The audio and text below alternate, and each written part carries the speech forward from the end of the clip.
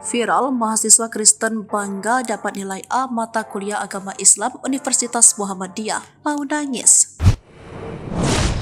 Monica Eliada, seorang mahasiswi beragama Kristen, mengisahkan keberhasilannya mendapat nilai A di mata kuliah Al-Islam.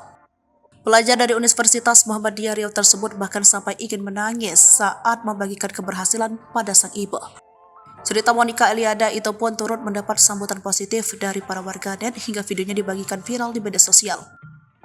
Awalnya video pengalaman unik Monica Eliada diunggah pada Rabu 16 Agustus 2023 di akun TikToknya bernama Monica Eliada. Namun video tersebut berviral dalam beberapa hari terakhir.